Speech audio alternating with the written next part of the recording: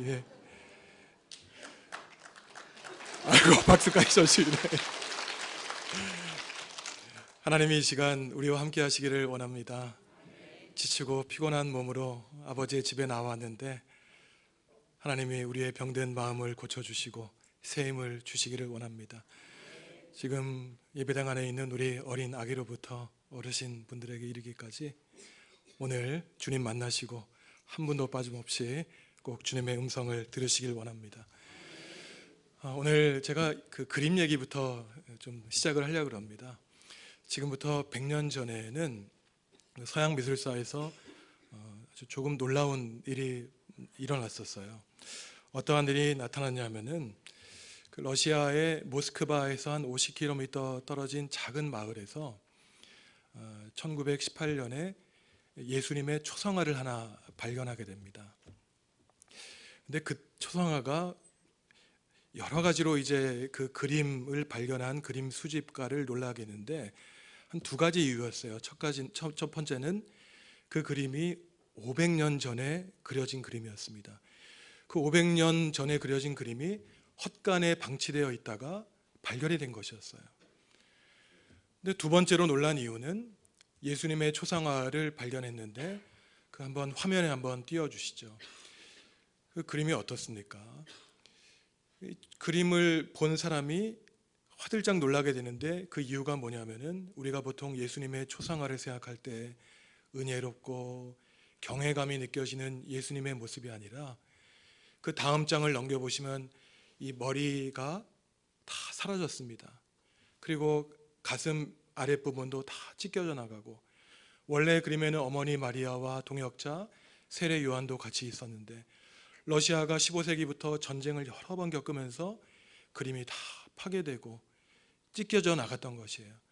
그리고 또 그림을 자세히 보시면은 이게 500년이나 지나면서 이 초상화에 있던 이 물감이 흐려져 내려서 예수님의 눈에서 눈물, 그냥 눈물이 아니라 피눈물이 흐르는 듯한 그림을 보았기 때문입니다. 그래서 이 그림을 수집했던 이 수집가가 이 그림을 보고 너무나 놀라게 되는데, 참 이상하게도 수많은 사람들이 이 그림을 보면서 오히려 예수님에게 흉측한 모습을 느낀 것이 아니라 많은 위안을 얻게 된 것이었어요. 그 이유가 뭐냐면은 바로 저 예수님의 찢긴 얼굴, 상한 얼굴이 바로 나를 위한 것이었구나 라고 하는 깨달음을 얻게 되었기 때문입니다.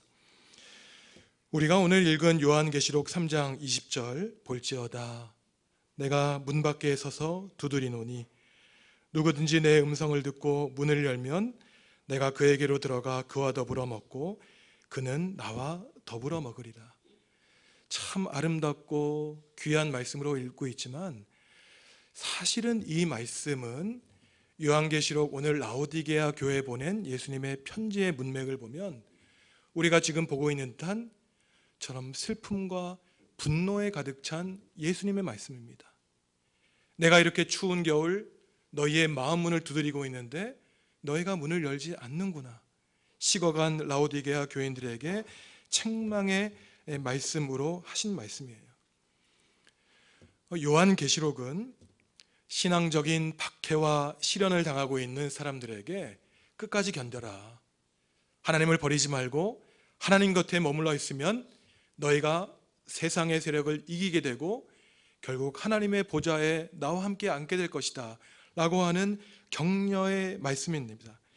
이 요한계시 기록된 시기는 로마 제국이 이스라엘 땅에 침입해 들어와서 이스라엘 땅과 성전을 허물어 버리고, 그뿐만 아니라 이스라엘 사람들이 도저히 받아들일 수 없는 것을 요구했는데 하나님을 버리고 대신 로마의 황제를 신으로 받아들이라는 요구를 로마 사람들이 했던 것입니다. 그러니까 요한계시록 마지막을 보시면은요, 요한계시록은 인사말로 끝나는데 주 예수여 오시옵소서, 이게 아람어로는 마라나타라고 합니다. 주 예수여 오시옵소서. 왜 이 사람들이 아침 저녁으로 스스로 주 예수여 오시옵소서, 주 예수 오시옵소서 라고 스스로에게 안부를 물었냐면은 도저히 그들은 예수님 없이는 살아갈 만한 힘이 없었기 때문이었습니다. 자기의 신앙을 박해하고 내가 믿는다는 이유 때문에 나를 죽이고 내 가족을 죽이는 일이 주변에서 벌어졌기 때문에 도저히 사람의 힘으로는 이 일을 감당할 수 없고 주 예수님이 이 땅에 오셔야만 우리의 이 힘든 고난이 끝날 걸로 알았기 때문에 매일매일 이들이 하는 인사가 주 예수여 오시옵소서, 주여 주여 하고 살아갔던 사람들이 당시 요한계시록의 배경이 됐던 그러한 편지였던 것입니다. 하지만 이 당시 신앙적으로는 엄청나게 많은 박해를 당했지만 그래도 주님께 남은 사람들은 한 가지 확신을 하는 게 있었습니다. 이 세상을 만드신 하나님께서 요한계시록 21장 22장 마지막에 나오듯이 새하늘과 새 땅을 창조하셔서 그 새하늘과 새 땅에서는 더 이상 눈물이 없고 고통이 없고 오직 기쁨과 하나님에 대한 영광뿐이라는 것을 확신하고 살았기 때문에 어떠한 박해와 어려움이 올지라도 하나님에 대한 신앙만 간직하고 있으면 우리가 모든 것을 이겨내고 죽음마저도 우리를 예수 그리스도에 대한 사랑에서 끊을 수 없다고 하는 믿음을 가지고 있었죠. 이처럼 우리가 읽은 이 요한계시록의 말씀은 로마의 그 엄청난 제국이 종교적인 박해를 했던 시대 배경 아래서 읽어야 하는 것입니다. 또 더 그 배경을 좁히면 예수님이 지금 터키 지방 소아시아의 7교회에 보낸 편지의 한 토막이 바로 우리가 읽은 요한계시록 3장이었습니다. 그리고 내용을 더 좁히면 칭찬의 내용이 아니라 책망의 내용이었어요. 예수님이 지금 어떠한 이유 때문에 화가 나신 겁니다. 그 내용이 오늘 우리가 읽은 그 요한계시록 3장에 나오는데요, 이 라오디게아라고 하는 지역에 보낸 이 편지였습니다. 화면에 지금 라오디게아가 어떠한 곳인가 한번 띄워드릴 텐데 지금 어떻습니까? 폐허가 되었죠. 이 라오디게아는 굉장히 역사가 깊은 도시였습니다. 이미 예수님 오시기 전에 2000년 전부터 크고 화려했던 도시였어요. 오늘날 말로 하면은 은행이 있었습니다. 수많은 돈이 있었고 또 양모 사업을 했고 또 오늘날 말로 하면 의과대학이 있어서 이 도시는 과학적으로나 재정적으로 굉장히 부유한 도시였어요.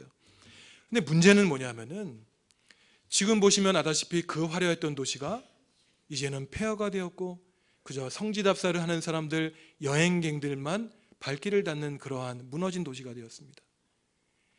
예수님이 이 교회를 꾸짖는 이유가 있었습니다. 그 이유가 15절에 나와 있는데 이 교회 교인들이 어떻지도 않고 어떻지도 않다는 겁니까? 뜨겁지도 않고 차갑지도 않다는 거예요. 우리가 국을 먹으면 뜨거운 국을 먹고 찬 냉수를 마시면 얼음 같은 냉수를 마셔야 되는데 이거는 뜨겁지도 않고 차갑지도 않다는 것입니다. 맛으로 따지면 달지도 않고 짜지도 않다는 거예요. 그래서 예수님께서 16절에 말씀하시듯이 뜨뜻 미지근해서 이것도 아니고 저것도 아니고 결국 입에서 토해내겠다 라고 예수님께서 말씀을 하시는 겁니다. 교인들의 모습이 어땠다는 걸까요? 이것도 아니고 저것도 아니고 신앙적인 열심도 없고 늘 우유부단하고 세상이면 좋으면 좋은 대로 그냥 이끌려 다니고 돈은 많았기 때문에 하나님이 더 이상 필요가 없었던 것이 이들의 문제였던 겁니다. 실제로 이 라오디게아 교인이 뜨겁지도 않고 차갑지도 않다는 게 그 지리적인 배경도 있습니다. 이 라오디게아에서 한 10km 정도 떨어진 곳에 히에라폴리스라고 하는 도시가 있었는데요, 지금은 파무칼레라고 합니다. 굉장히 유명한 그 관광지예요. 제가 그 다음 사진 하나 보여드릴 텐데 이 파무칼레라고 하는 것은 지금 그 터키에 여행을 가면은 저기 보시면은 그 산 위에 지금 뭐처럼 보이십니까? 온천이에요. 그러니까 한겨울에도 아주 뜨겁습니다. 그래서 근데 문제가 뭐냐면은 이 히에라폴리스 파무칼레라고 하는 곳에서 라오디게아까지 뜨거운 물을 수로로 날라야 되는데 거리가 몇 킬로가 그랬죠? 10km나 되기 때문에 처음에는 뜨거운 물이 10m, 20m, 100m 가다가 라오디게에 가면 어떻게 되겠습니까? 식는 거예요. 그러면서 수로를 따라서 병균도 들어오고 결국은 이 뜨거웠던 물이 라오디게아까지 도달하면은 그냥 버릴 수밖에 없는 물이 된다는 것입니다. 이것을 예수님은 신앙에 빗대었던 것이죠. 당시 라오디게아 교회 역시 로마 제국의 압박을 받아서 신앙적으로는 핍박을 받았지만 경제적으로는 굉장히 풍요로웠던 교회였습니다. 하지만 반대로 영적으로는 매우 가난했죠. 이게 신앙의 역설입니다. 우리가 병에 들고 가난해지고 내 사업이 잘 풀리지 않으면은 우리가 두 손을 모으게 됩니다. 그런데 내 뜻대로 내 일이 풀리고 건강을 되찾고 우리 가정의 문제가 해결되면 그때부터는 하나님과 멀어지게 돼요. 참으로 안타까운 역설적인 현실이 우리 신앙에 나타나고 있는 것입니다. 그래서 17절에 보시면은 예수님이 너희들 착각하지 말아라 이렇게 얘기를 하고 계세요. 너희가 말하기를, 예수님의 말씀입니다. 너희가 참 부요해서 부족한 것이 없다고 너희 스스로 판단하고 있지만 내가 볼 때 너희는 벌거벗은 자와 같다. 참으로 영적으로는 나를 믿지 않는 사람들과 비슷하게 가난하다는 것이에요. 그래서 안약을 사서 바르라는 것입니다. 영적으로 시각 장애인이 됐기 때문에 제발 안약을 바르고 눈을 떠서 너희들의 지금 영적인 상태가 어떤지 판단하라는 것이에요. 그래서 19절을 보시면은 예수님이 바로 이 이유 때문에 책망하시는 겁니다. 19절에 보시면은 뭐라고 얘기하고 있습니까? 물은 내가 사랑하는 자를 책망하는, 사랑하기 때문에 책망하는 거예요. 나와 아무 관계가 없으면 그가 어떠한 길을 가든 아무 상관이 없습니다. 하지만 내가 사랑하기 때문에 너무 안타까워서 그를 책망할 수밖에 없는 거예요. 500년 전에 종교개혁자 마틴 루터는 이런 얘기를 했습니다. 하나님이 하나님의 마음속에서 싸운다는 거예요. 죄 지은 자를 심판하실 수밖에 없는 하나님, 하지만 또한 그 마음 한구석에서는 죄 지었지만 심판을 받아야 되지만 용서해야 된다고 하는 그 하나님이 마음속에서 싸운다는 겁니다. 예수님이 라오디게아 교인들을 볼 때는 너무 마음에 안 드셨어요. 돈이 조금 있다고 헐벗은 사람 무시하고 예수님을 떠나고 하나님보다 재물을 더 위에 두고 지식과 부요함과 재물을 자랑했던 사람들이 바로 라오디게아 사람들이었습니다. 영적으로는 이미 죽음의 열차를 타고 있었죠. 하지만 예수님은 바로 예수님이 그들을 사랑하셨기 때문에 라오디게아 교회의 문을 두드리고 계신 거예요. 우리의 믿음을 회복시켜 주시기를 원하시기 때문에 오늘 지금 이 시간도 우리들의 문을 두드리고 계신 것입니다. 비록 지금 부요함을 자랑하고 그러한 부요함을 예수님보다 더 의지하고 믿고 살아왔지만 그래도 예수님은 우리를 기다리시고 참으시고 우리 스스로 예수님을 우리의 마음에 받아들이기를 원하시는 것이죠. 그러면 어떻습니까? 내가 너희와 함께 먹고 너희는 나와 더불어 먹을 것이다. 천국 잔치를 베풀어 주시겠다고 약속하십니다. 이게 무슨 말이겠습니까?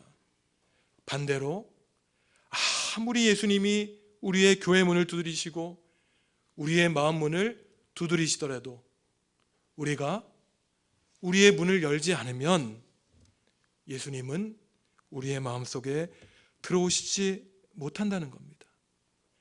그래서 오늘 우리가 불렀던 이 찬송가가 바로 이 요한계시록 3장의 말씀을 더 자세하게 푸는 거예요. 제가 이 가사를 읽어드릴 텐데 한번 예수님의 심정을 생각하시며 다시 한번 이 가사를 묵상하시기 바랍니다. 그리고 우리가 다시 한번 이 찬송을 불렀으면 합니다. 주 예수 대문 밖에 기다려 섰으나 나 단단히 잠가두니 못 들어오시네. 나 주를 믿노라고 그 이름 부르나 문 밖에 세워두니 참 나의 수치라.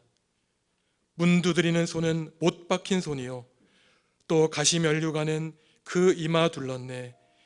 이처럼 기다리심 참 사랑이로다. 문 굳게 닫아두니 한없는 내 죄라. 주 예수 간곡하게 권하는 말씀이 너의 죄로 죽은 나를 너 박대할소냐. 나 죄를 회개하고 곧 문을 엽니다.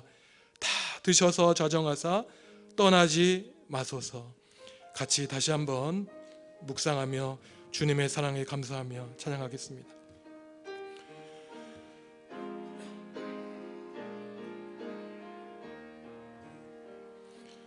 주 예수 대문 밖에 기다려 섰으나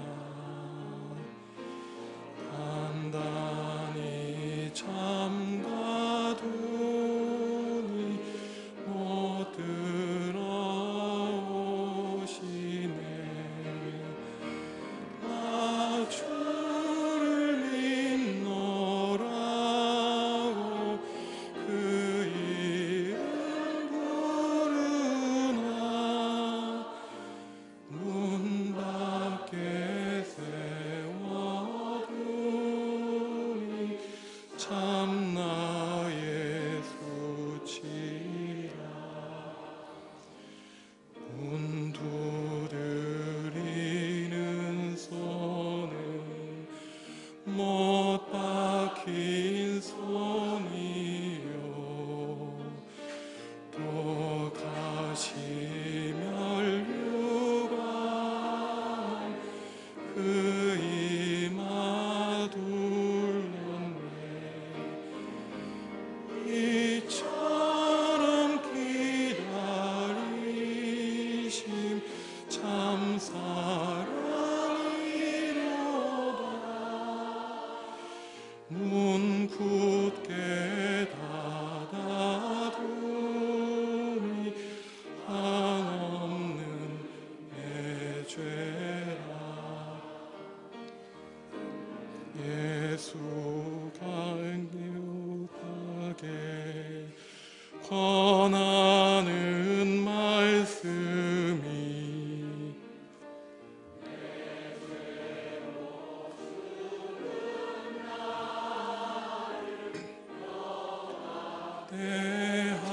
대할소냐.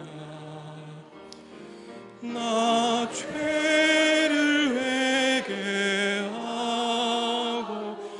곧 문을 엽니다. 닿으셔서 좌정하사 떠나지 마소서. 아멘.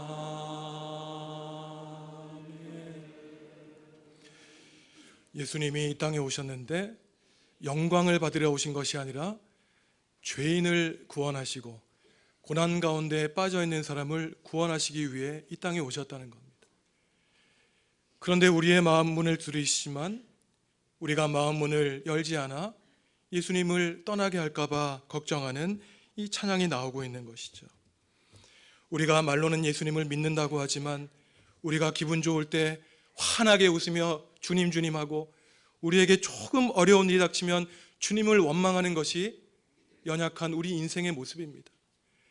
하지만 그러한 불충한 우리의 모습을 보시고 우리를 내치지 아니하시고 주님은 24시간 그 추운 우리의 문 밖에서 냉담한 우리의 문을 두드리시면서 우리의 마음속에 들어오시기를 주님은 원하고 계시죠.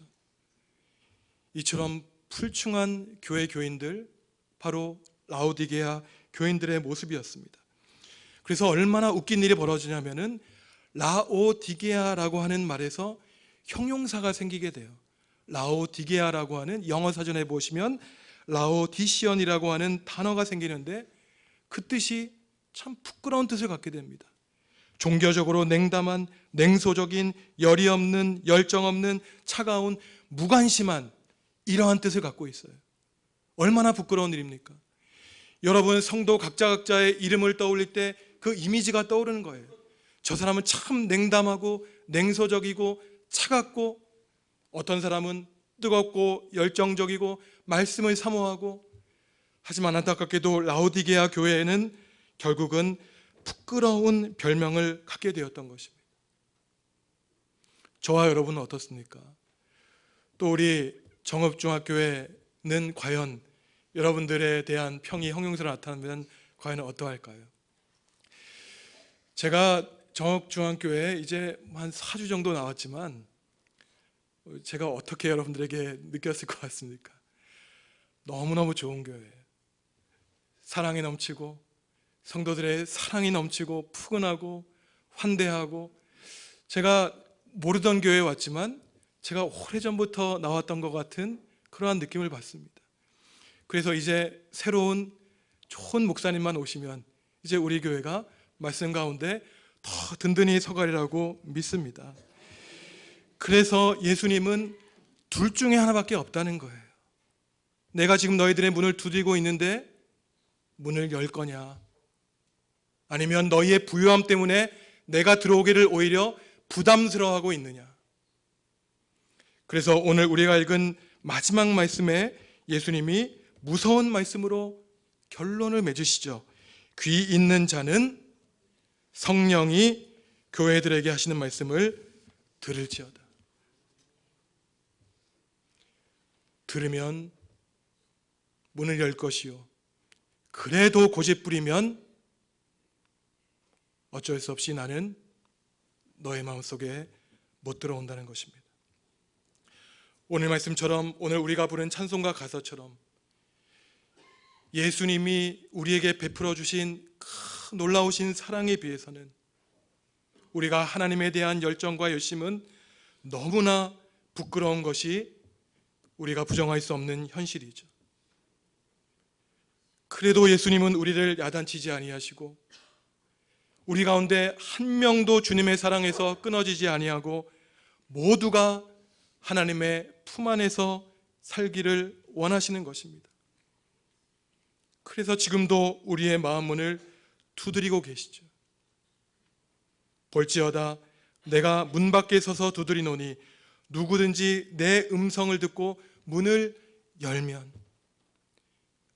열기만 하면 된다는 것입니다. 어려운 일이 아니라는 거예요. 그 문을 열기 위해 무슨 엄청나게 공부를 해야 되는 것도 아니고, 사업에 성공을 해야 되는 것도 아니고, 운동을 열심히 해서 몸이 건강해야 할 필요도 없다는 겁니다.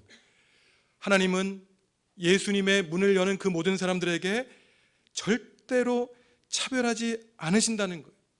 학식이나 건강이나 능력은 인간의 잣대이지, 하나님이 보실 때에는 그저 예수님의 그 음성, 우리 한 명 한 명의 이름을 부르시고 마음 문을 열기를 기다리시는 그 작은 요청에 우리는 응답하면 우리의 죄악, 우리의 허물, 우리의 부정함을 눈 감아 주시고 우리를 거룩하고 정결한 새로운 하나님의 사람으로 만들어 주시겠다는 겁니다.